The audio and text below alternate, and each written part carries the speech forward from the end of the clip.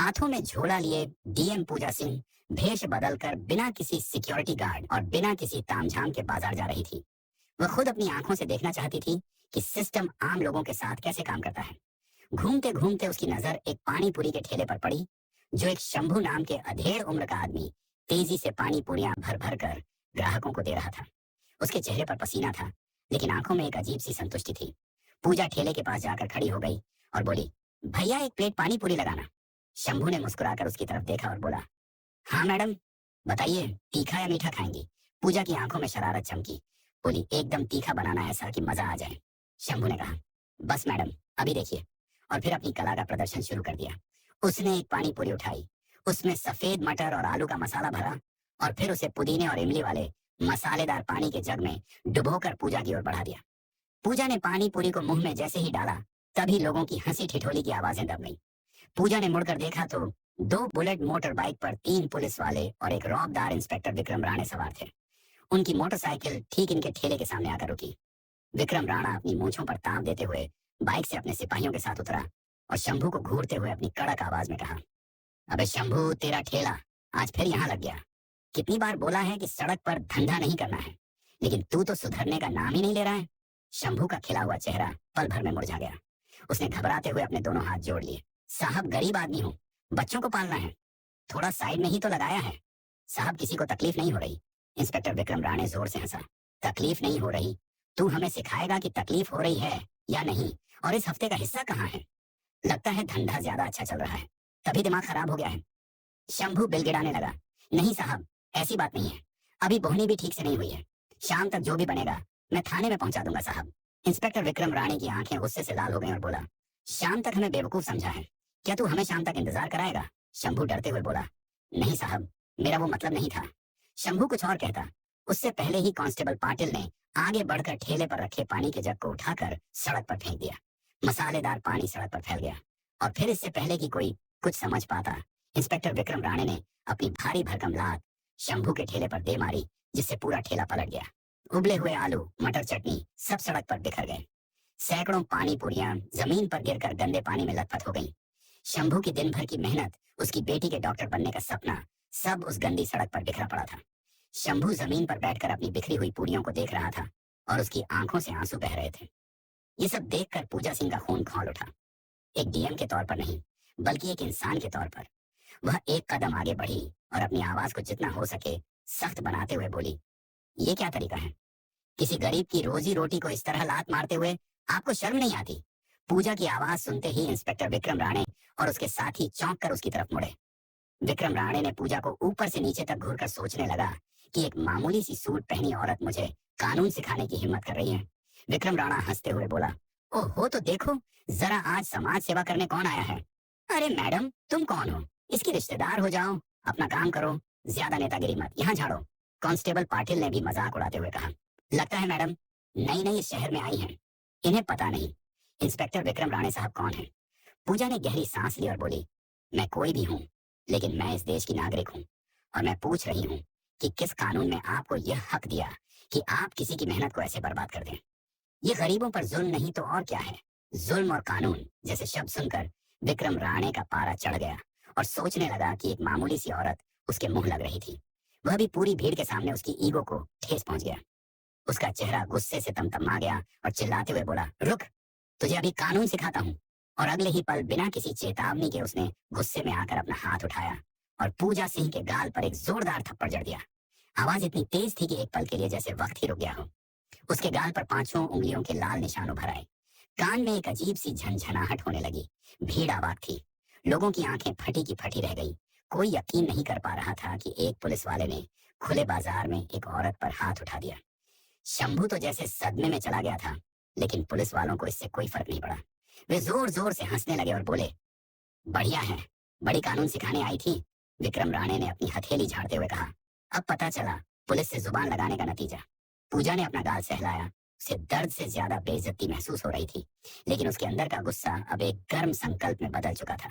तभी एक सिपाही ने आगे बढ़कर पूजा की कलाई सख्ती से पकड़ ली और बोला, साहब बोलिए, अभी से थाने घसीटते हुए ले चलते हैं? इंस्पेक्टर विक्रम राणे चिल्लाते हुए बोला, हाँ ले चलो, इस लड़की को थाने, वहीं इसकी सारी अकड़ को निकालेंगे। फिर पूजा को दो पुलिस कांस्टेबल धकेलते हुए गाड़ी की तरफ ले जाने लगा। भीड़ अभी मूक दर्शक बनी खड़ी थी। किसी की हिम्मत नहीं थी। इंस्पेक्टर के खिलाफ आवाज उठाने की सबकी आंखों में पुलिस का खौफ साफ दिख रहा था। पूजा को अब एहसास हुआ कि स्थिति कितनी गंभीर है। उसे लगा कि अब उसे अपनी असली पहचान बता देनी चाहिए। बस एक फोन करना है और यह चारों उसके कदमों में होंगे। लेकिन जैसे ही उसने यह सोचा, उसके दिमाग में एक और ख्याल आया। अगर मैंने अभी बता दिया कि मैं डीएम हूं, तो ये सब डर के मारे मेरे आगे पीछे घूमने लगेंगे, मुझे सलाम करेंगे, माफी मांगेंगे। लेकिन उस सच्चाई का क्या होगा जो मैं देखने निकली थी? उस आम आदमी का क्या होगा जिसके पास डीएम का टैग नहीं है? उन हजारों लोगों का क्या होगा जो रोज इसी तरह जलील होते हैं और कोई उनकी नहीं सुनता? उसने मन ही मन फैसला किया, मैं अभी अपनी पहचान नहीं बताऊंगी। मुझे इस सिस्टम की गंदगी को आखिर तक देखना है। मुझे जानना है कि ये लोग एक आम बेसहारा औरत के साथ किस हद तक गिर सकते हैं। ये नाटक अभी और चलेगा। उसने कोई विरोध नहीं किया। पुलिस वालों ने उसे जबरदस्ती घसीटते हुए गाड़ी पर बिठाया और गाड़ी स्टार्ट हुई, पुलिस स्टेशन की तरफ बढ़ गई। पूजा खामोशी से बैठी रही। उसका चेहरा शांत था, लेकिन उसकी आंखों में एक तूफान पल रहा था। रास्ते भर पुलिस वाले बेहुदा मजाक करते रहे और वे बोल रहे थे, अबे यह औरत तो बहुत तेज निकली, लगता है किसी बड़े घर की है। तो किसी ने कहा, अरे नहीं रे, बड़े घर की होती तो भिखारियों की तरह खड़ी होकर पानी पूरी खाती, जरूर किसी के साथ भाग कर आई होगी और अब हमें कानून सिखा रही थी।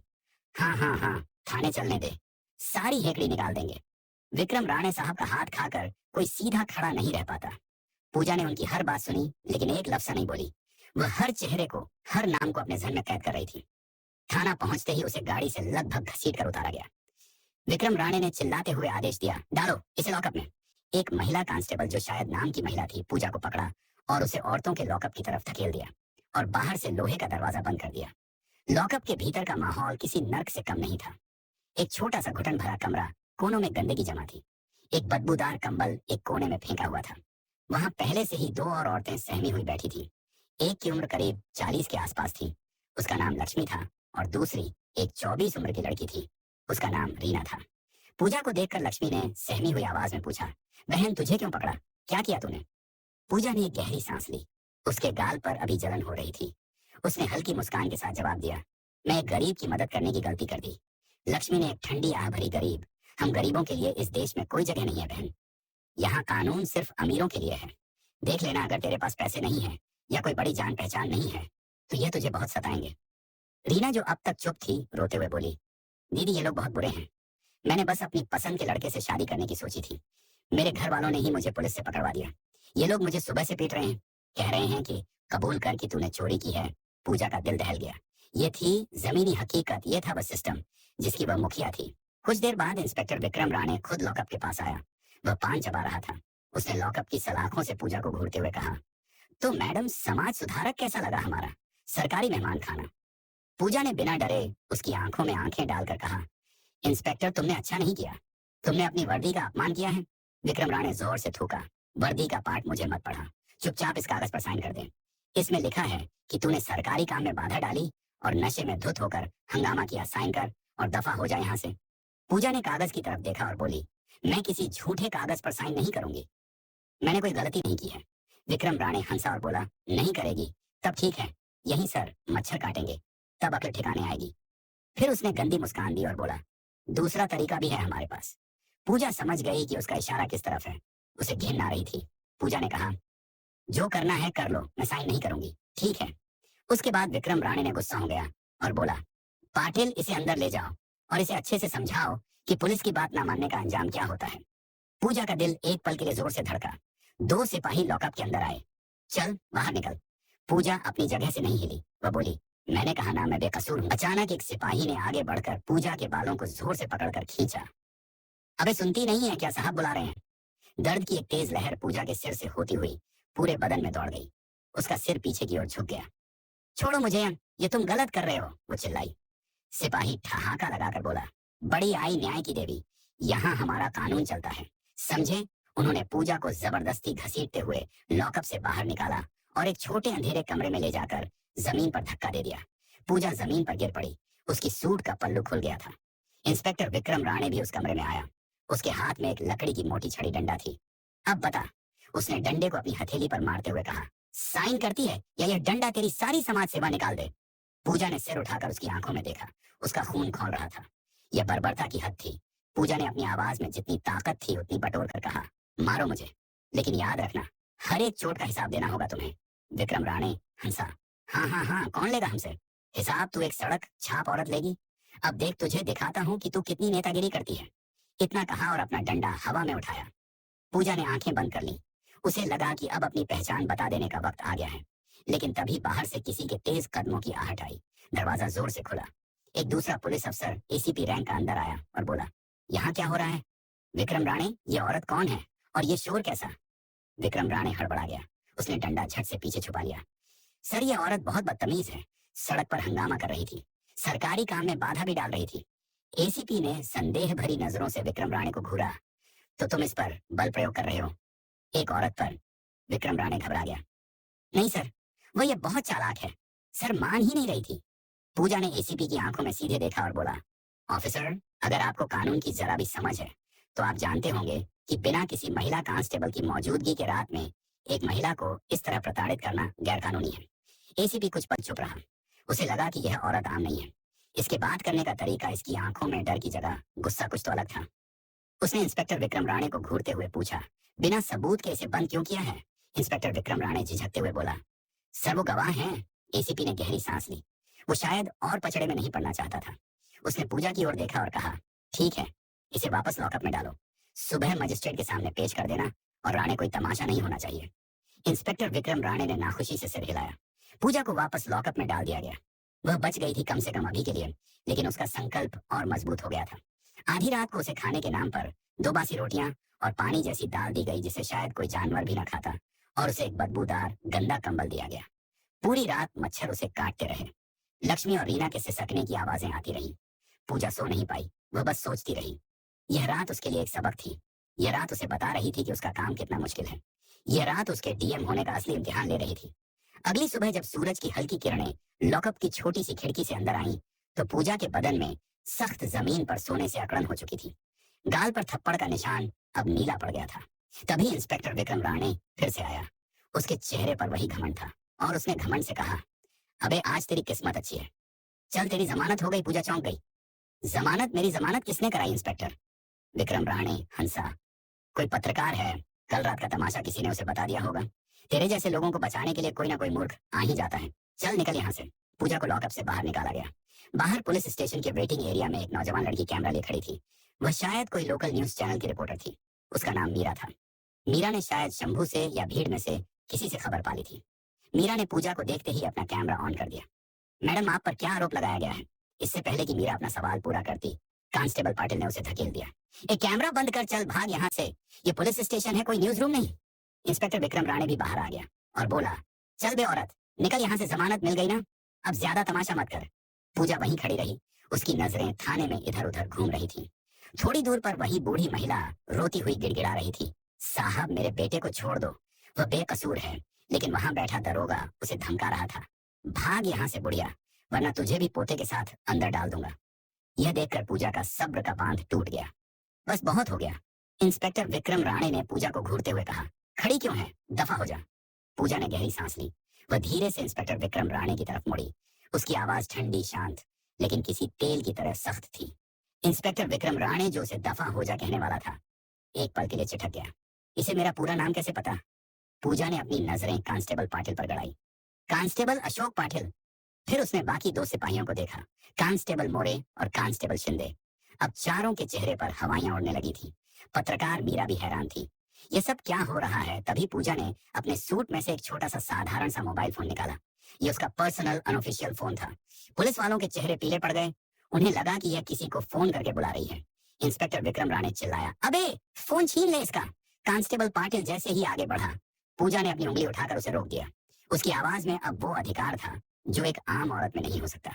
वह बोली, अपनी जगह पर खड़े रहो। कांस्टेबल पाटिल के कदम वहीं जम गए। पूजा ने एक नंबर डायल किया। फोन स्पीकर पर था। घंटी बजी। वह कमिश्नर ऑफिस के फोन लगा रही थी। इंस्पेक्टर विक्रम राणे और पाटिल की आंखें फटी रह गईं। पूजा ने शांत आवाज में कहा, कमिश्नर साहब से बात कराएं। कहिए पूजा सिंह लाइन पर है। रिसेप्शनिस्ट की आवाज घबराई हुई, आई जी। Madam 1 minute. कुछ ही सेकंड में फोन पर एक भारी आवाज आई, पूजा जी आप सब ठीक है? आपने इस नंबर पर फोन किया? पूजा की नजरें अभी विक्रम राणे पर टिकी थी, जो पसीने से तरबतर हो रहा था और कांप रहा था। पूजा ने कहा, नहीं सर, सब ठीक नहीं है। मैं इस वक्त कोथरूड पुलिस स्टेशन में हूँ। मैं यहाँ की मेहमान थी, रात भर आपके लॉकअप में गुजारी है। फोन के दूसरी तरफ सन्नाटा छा गया। कमिश्नर को लगा कि उन्होंने गलत सुना है। क्या आप लॉकअप में थी? मजाक कर रही हैं मैडम आप? तभी पूजा ने कहा, इंस्पेक्टर विक्रम से पूछ लीजिए सर, उन्होंने कल रात मुझ पर हाथ भी उठाया था। बाकायदा हथकड़ी लगाकर मुझे यहाँ लाया गया। मैं चाहूंगी कि आप तुरंत अपनी इंटरनल अफेयर्स की टीम के साथ यहाँ पहुंचे, और हाँ, एसएसपी साहब को भी साथ लेते आइएगा। यहाँ सिस्टम में कुछ ज्यादा ही गंदगी फैल गई है, उसे साफ करना है। जी मैडम, मैं बस 5 मिनट में पहुंच रहा हूँ। मैडम, कमिश्नर की घबराई हुई आवाज आई और फोन कट गया। अब पुलिस स्टेशन में मौत जैसा सन्नाटा था। इंस्पेक्टर विक्रम राणे का चेहरा सफेद पड़ चुका था, उसके हाथ पैर कांप रहे थे। वो हकलाते हुए बोला, मैडम आप कौन हैं? पूजा सिंह ने अपनी बालों को जो अब तक बिखरे हुए थे, उन्हें एक झटके से संवारा। वो 2 कदम आगे बढ़ी और विक्रम राणे की आंखों में आंखें डालकर बोली, मैं पूजा सिंह हूँ, इस जिले की डिस्ट्रिक्ट मजिस्ट्रेट। ये 2 शब्द नहीं थे, ये विक्रम राणे और उसके साथियों के लिए मौत का फरमान थे। इंस्पेक्टर विक्रम राणे की हालत ऐसी हो गई जैसे उसे सांप सूंघ गया हो। उसके हाथ से डंडा छूटकर जमीन पर गिर गया। कांस्टेबल पाटिल तो जैसे पत्थर का बन गया था। पत्रकार मीरा का कैमरा अब भी ऑन था। उसका दिमाग घूम गया था। जिले की डीएम भेष बदलकर और उसे पुलिस ने पीटा। ये तो सदी की सबसे बड़ी खबर है। विक्रम राणे की जुबान लड़खड़ा रही थी। हमसे गलती हो गई मैडम, हमें पता नहीं था। वो घुटनों के बल जमीन पर गिरने ही वाला था कि पूजा ने अपनी आवाज से उसे रोक दिया। खड़े रहो इंस्पेक्टर। उसकी आवाज में इतना रोक था कि विक्रम राणे वहीं जम गया। ठीक 5 मिनट बाद थाने के बाहर सायरन की आवाजों का एक पूरा काफिला गूंज उठा। 1-2 नहीं, करीब आधा दर्जन गाड़ियां जोर से ब्रेक लगाकर रुकी। गाड़ियों से पुलिस के बड़े बड़े अफसर उतरे। सबसे आगे खुद पुलिस अधिकारी एसपी थे। उनके पीछे एसएसपी और कई दूसरे सीनियर अधिकारी। वे सब लगभग दौड़ते हुए थाने के अंदर आए। अंदर का नजारा देखकर वे सन्न रह गए। जिले की डीएम पूजा सिंह एक मामूली सी कपड़े पहनी खड़ी थी। उनके गाल पर थप्पड़ का नीला निशान साफ दिख रहा था। साड़ी पर धूल लगी थी, बाल बिखरे हुए थे। एसपी साहब ने पूजा सिंह को देखते ही जोर से सैल्यूट ठोका। मैडम, ये क्या हो गया? उनके पीछे खड़े एसएसपी और बाकी अफसरों ने भी फौरन सैल्यूट किया। थाने का जो भी स्टाफ अब तक तमाशा देख रहा था, वे सब डर के मारे कांपते हुए अटेंशन की मुद्रा में खड़े हो गए। जिस इंस्पेक्टर विक्रम राणे ने कल रात डीएम को थप्पड़ मारा था, वह अब थर थर कांप रहा था। पूजा ने एसपी की तरफ देखा। कमिश्नर साहब, कल रात मैंने अपनी आंखों से देखा कि आपकी पुलिस आम जनता के साथ कैसा सलूक करती है। उसने शंभू के ठेले की पूरी घटना बताई और कहा, जब मैंने उन्हें रोकने की कोशिश की तो आपके इस बहादुर इंस्पेक्टर विक्रम राणे ने मुझ पर हाथ उठाया, सिर्फ इसीलिए कि मैंने एक गरीब के हक में आवाज उठाई। एसपी का चेहरा गुस्से और शर्मिंदगी से लाल हो गया। उन्होंने विक्रम राणे को घूर कर देखा। विक्रम राणे अब तक जमीन पर घुटनों के बल गिर चुका था। वह दोनों हाथ जोड़कर गिड़गिड़ा रहा था, मैडम मुझे माफ कर दीजिए, मेरे बच्चों का वास्ता है मैडम, मुझसे भूल हो गई, मैं आपको पहचान नहीं पाया। पूजा की आंखें आग उगल रही थी। बस यही तो दिक्कत है। पूजा जोर से गरजी, तुमने मुझे इसलिए नहीं पीटा कि मैंने कोई जुर्म किया था, तुमने मुझे इसीलिए पीटा क्योंकि मैं एक आम औरत दिख रही थी। अगर मैं डीएम नहीं होती तो क्या तुम मुझे कल रात उस कमरे में मारते पीटते? क्या तुम मुझे झूठे केस में फंसाकर जेल भेज देते? बोलो। विक्रम राणे के पास कोई जवाब नहीं था। वो बस माफ कर दो मैडम रट रहा था। पूजा ने लॉकअप में बंद लक्ष्मी और रीना की तरफ इशारा किया। कमिश्नर साहब, उन औरतों का क्या क्या, उनका कोई हक नहीं है। ये पूरा थाना ये आपकी नाक के नीचे जुल्म का अड्डा बना हुआ है। पत्रकार मीरा ये सब रिकॉर्ड कर रही थी। ये पूरा ड्रामा लाइव जा रहा था। पूजा ने सख्त हास्य लहजे में आदेश दिया, कमिश्नर साहब, इंस्पेक्टर विक्रम राणे, कांस्टेबल अशोक पाटिल और उनके साथ कल रात ड्यूटी पर मौजूद उन 2 सिपाहियों को मैं इमीडिएट इफेक्ट तत्काल प्रभाव से सस्पेंड करने का आदेश देती हूँ। और सिर्फ सस्पेंशन नहीं, पूजा ने कहा, इन सब के खिलाफ एफआईआर दर्ज होगी, मुझ पर हाथ उठाने के लिए, सरकारी काम में बाधा डालने के लिए, जो असल में मैं नहीं, ये डाल रहे थे। एक महिला को रात भर गैर कानूनी तौर पर हिरासत में रखने, धमकाने और जबरदस्ती करने की कोशिश करने के लिए। और हाँ, शंभू चाट वाले को जो नुकसान हुआ है उसकी भरपाई भी इन्हीं की तनख्वाह मुआवजे से की जाएगी। विक्रम राणे अब जमीन पर लौट कर रोने लगा था। मैडम, मैं बर्बाद हो जाऊंगा, मेरी माँ बीमार है। मेरी बीवी का क्या होगा? पूजा ने ठंडे स्वर में कहा, जब तुमने उस गरीब शंभू के ठेले को लात मारी थी, तब क्या तुम्हें उसकी बीमार माँ या उसके भूखे बच्चों का ख्याल आया था? जब तुमने मेरे गाल पर थप्पड़ मारा, तब क्या तुम्हें अपनी बीवी की इज्जत याद आई थी? पूरे पुलिस स्टेशन में गहरा सन्नाटा छा गया। आज पहली बार कानून ने अपनी असली ताकत दिखाई थी।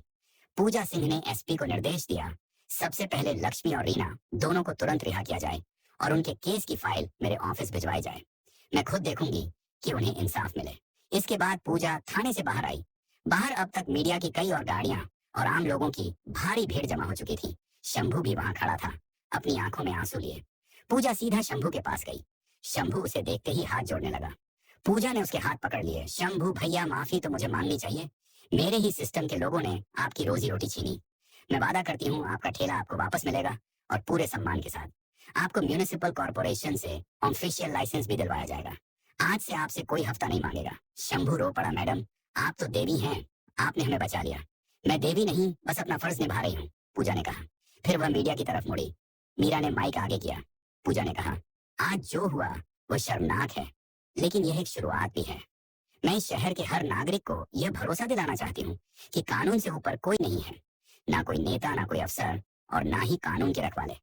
अगर पुलिस जनता की रक्षक बनेगी तो हम उसे सलाम करेंगे, लेकिन अगर वह भक्षक बनेगी तो उसे बख्शा नहीं जाएगा। उसने कमिश्नर की तरफ देखकर कहा, मैं चाहती हूँ कि इस थाने के हर कोने में सीसीटीवी कैमरे लगाए जाए और हर हफ्ते उनकी फुटेज की जांच हो। कमिश्नर ने सिर झुकाकर कहा, जी मैडम। इंस्पेक्टर विक्रम राणे और उसके साथियों को हथकड़ी लगाकर पुलिस की जीप में बिठाया जा रहा था। कल तक जो वर्दी उनका घमंड थी, आज वही वर्दी उनकी बेइज्जती का सबक बन गई थी। उनकी नौकरी, उनकी इज्जत, सब एक रात में खत्म हो गया था। पूजा सिंह अपनी सरकारी गाड़ी की तरफ बढ़ी। वह थकी हुई थी, उसके गाल पर दर्द था, लेकिन आज उसके दिल में एक गहरा सुकून था। ऐस बड़ी ही दफ्तर से नहीं, बल्कि जमीन से जुड़कर उसने आज सिस्टम की एक बड़ी ले ली। गंदगी को साफ किया था। गाड़ी स्टार्ट हुई। पूजा ने शीशे से बाहर देखा। लोग उसकी जय जयकार कर रहे थे। शंभू उसे हाथ जोड़कर विदा कर रहा था। पूजा ने आंखें बंद कर ली। यह लड़ाई लंबी थी। यह सिर्फ एक रानी की कहानी नहीं थी। यह उस पूरे सिस्टम को बदलने की लड़ाई थी, जिसकी जिम्मेदारी अब उसके कंधों पर थी, और वह इस जिम्मेदारी को निभाने के लिए पूरी तरह तैयार थी। पुणे की वह सुबह एक आम सुबह नहीं थी। वह एक नई उम्मीद, एक नए इंसाफ की सुबह थी। तो दोस्तों, यह कहानी केवल मनोरंजन और शिक्षा के उद्देश्य से बनाई गई है। इसमें दिखाए गए सभी पात्र, घटनाएं और संवाद काल्पनिक हैं। किसी भी वास्तविक व्यक्ति, संस्था या घटना से इनका कोई संबंध नहीं है। कृपया इसे केवल कहानी के रूप में देखें और इसका आनंद लें। हम किसी की भावनाओं को ठेस पहुंचाना नहीं चाहते। अगर आपको यह कहानी पसंद आई हो तो इसे लाइक करें और ज्यादा से ज्यादा लोगों तक शेयर करें। कमेंट करके बताएं कौन सा कदम सबसे अच्छा लगा, और हमारे चैनल को सब्सक्राइब करना ना भूलें, क्योंकि हम आपके लिए ऐसे ही प्रेरणादायक कहानियां लाते रहेंगे। धन्यवाद।